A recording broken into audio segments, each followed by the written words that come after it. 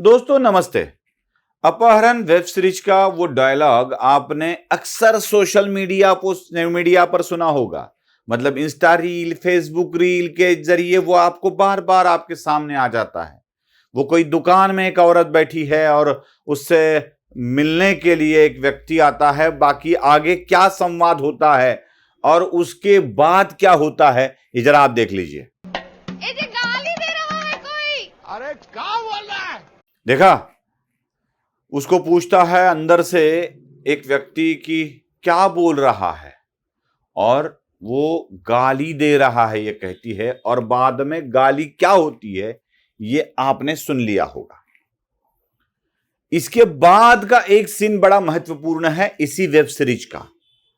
जब वो आदमी भागता रहता है और उसके पीछे वो विलन भागता रहता है उसको पकड़ने के लिए, तो जितनी भी वो गालियां बकता है उतनी गालियां ये औरत बार बार दोहराती है। अजी सुनते हैं ये कह रहा है, अजी सुनते हैं वो कह रहा है।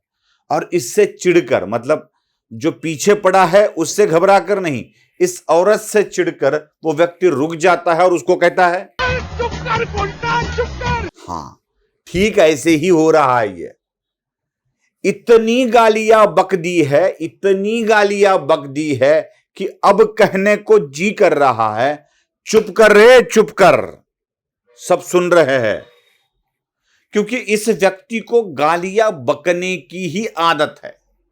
जब भी देखो, क्या चाहे किरीट सोमैया को गाली बकना हो, उनकी बीवी को गालियां बकना हो, नारायण राणे के लिए गालियां बकी, स्मृति ईरानी के लिए गालियां बकी, जिसका नाम लो उसके बारे में गालियां बकने वाले यही है। यहां तक कि इन्होंने फिल्म की हीरोइन के लिए भी, कंगना रनौत के लिए भी गालियां बक दी। औरतों को गालियां बकना इनका शौक हो गया है। आपको यकीन नहीं आता है कंगना रनावत के लिए क्या बोले, सुनना है? सुन लीजिए। आप क्या वो हरामखोर लड़की की वकीली कर रहे हो? अब देखिए उन्होंने क्या कहा है स्मृति ईरानी के लिए। 5 वर्षापूर्वी स्मृती इराणी सिलेंडर घेऊन नाचत होती. नक्की कोणतं सिलेंडर माहित नाही, पण सिलेंडर हातावरती घेऊन आले होते. आताही स्मृती इराणीने संभाजीनगरला यावं, आम्ही त्यांना 50 सिलेंडर रिकामे देऊ, बसा रस्त्यावर. और अब देखना है आपको कि स्वप्ना पाटकर के लिए उन्होंने कौन कौन सी गालियां दी है, सुन लीजिए। भोसडीचे गाबात मादरचोद फोन ठेव, फोन ठेव का फोन मादरचोद फोन ठेव. नाही असं का छानपणा करायचा नाही. फोन ठेव. How can forget. अरे गाते मादरचोद, तुझ्या आईची गाण साली भोसडीची मादरचोद. मला शिकवते का तू? ऐकून घेतो म्हणून मादरचोद. तू काय समजते तुझं मला? अब देखिए, ये आदमी के मुख से जब भी कुछ टपकता है तो गालियां ही टपकती है। जैसे विषैले नाग के मुख से विष ही टपकता है, उसी तरह इस गाली देने वाले इंसान के मुख से हमेशा गालियां ही टपकती है। कहां सोचेंगे भाई कि अमृत कुंभ से अमृत निकलेगा? ये हो ही नहीं सकता कि इसके मुख से अमृत निकलेगा। चलो, गालियां क्या क्या बकी है इसके बारे में हमें ज्यादा बात नहीं करनी है। इस पर मुझे 2-4 चीजों पर आपका ध्यान आकर्षित करना है। एक, संजय राउत की ईडी इंक्वायरी चल रही है और ईडी इंक्वायरी में संजय राउत ने यह कह दिया है कि ये जो प्रॉपर्टी है वो मैंने नहीं ली है। ईडी के सामने उन्होंने बयान जो दिए है उसमें वो कहते हैं कि बीवी के साथ मेरे जो प्रॉपर्टी है वो स्वप्ना पाटकर की है, मेरी नहीं है। लगभग यही बयान स्वप्ना पाटकर के पति संजय राउत के साथ मिलकर ऐसा ही बयान दे रहे हैं। मतलब साफ है कि स्वप्ना पाटकर एक सबसे अमीर लड़की है और वो अमीर लड़की प्रॉपर्टीज लेती है और अपने करीबी लोगों को दान कर देती है। और संजय राउत इतने गरीब हो गए हैं कि अपने ही दफ्तर में काम करने वाले एक लड़की से प्रॉपर्टी लेते भी है, उनकी प्रॉपर्टी दान में भी लेते हैं बीवी के नाम पर। अब जो ऑडियो आपने सुना है, अब जो बात आपने सुनी है उसमें जरा गौर कर लीजिए। संजय राउत क्या बोल रहे हैं कि मेरे प्रॉपर्टी के कागज मुझे ला कर दो, एक तो सुजीत के नाम पर कर दो या मेरे नाम पर कर दो। यह आखिरी वाला है फंडा। मतलब साफ है कि प्रॉपर्टी वापिस लेना चाहते हैं पूरी की पूरी जो स्वप्ना के नाम पर है संजय राउत। मतलब प्रॉपर्टी तो ली है लेकिन स्वप्ना के नाम पर ली है। तो ईडी के सामने क्यों गलत बयानबाजी हो रही है, यह भी जरा क्लियर करना पड़ेगा।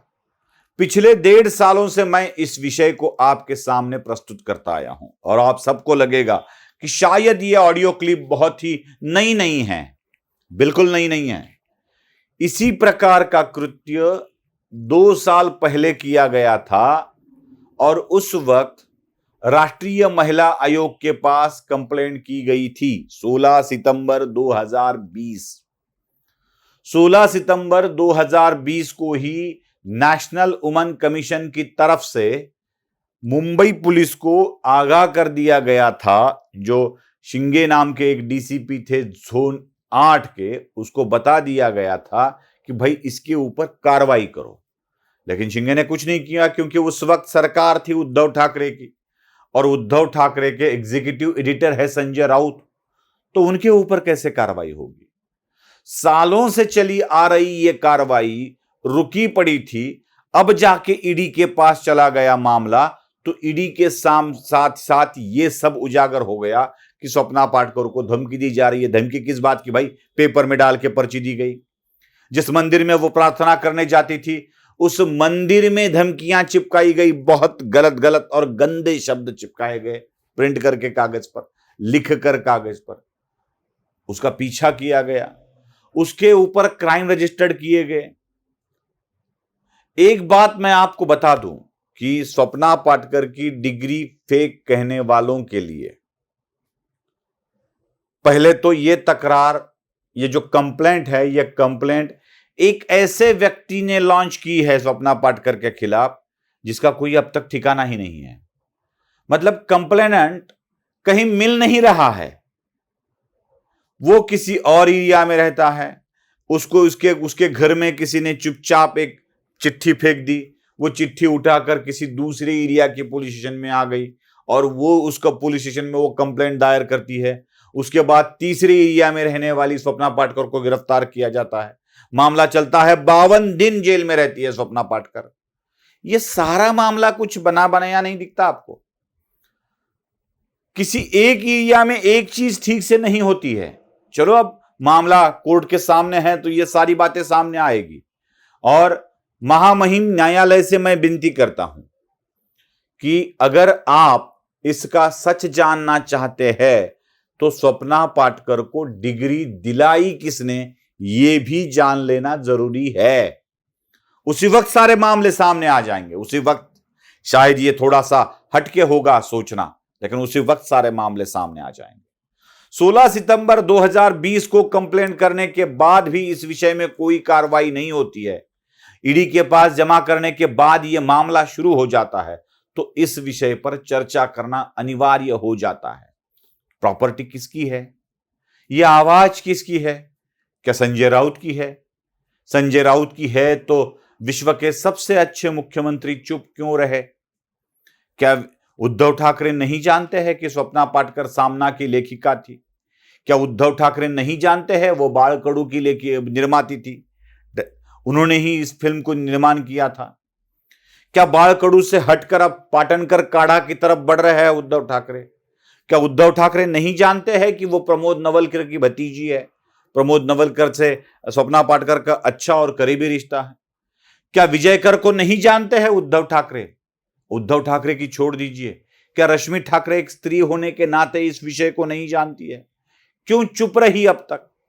अपने ही क्षेत्र में काम करने वाले, अपने ही पेपर के लिए काम करने वाले, अपने ही व्यक्ति की एक नजदीकी औरत जिसे आदित्य ठाकरे अभी सामना की संपादिका बनाना चाहते हैं, कार्यकारी संपादिका बनाना चाहते हैं। बार बार वो जिक्र कर रहे हैं ना, अभी आपके लिए सामना इंतजार कर रहा है वगैरह वगैरह वाला। तो यही जिक्र करने वाले आदित्य ठाकरे क्या नहीं जानते थे कि अपने ही विश्व प्रवक्ता उनको बड़ी तकलीफ दे रहे हैं? एक औरत को इस तरह से प्रताड़ित करना क्या उद्धव ठाकरे को शोभा दिया? क्या उद्धव ठाकरे की इसको मंजूरी थी? स्वप्ना पाटकर तो उद्धव ठाकरे के खिलाफ कुछ भी बात नहीं कर रही थी। और सबसे मेरी बात यह सवाल है कि संजय राउत को पिता के स्थान पर देखने वाली स्वप्ना पाटकर को संजय राउत के गिरेबान पर हाथ डालने के लिए मजबूर क्यों किया गया? माझी कॉलर पकड़ते का इसका मतलब है मेरे गिरेबान को पकड़ती हो क्या, मुझे पकड़ती हो क्या? तो इसको इस पर स्वप्ना राउत मजबूर क्यों हो, स्वप्ना पाटकर मजबूर क्यों हो गई, यह भी देखना जरूरी है। इसी बात का अगर उसका गिरेबान क्यों पकड़ा है स्वप्ना पाटकर ने, इसी बात को अगर हम समझ ले तो सारे मामले सामने आ जाएंगे। वीडियो पसंद आए तो लाइक शेयर और सब्सक्राइब जरूर कीजिएगा। धन्यवाद।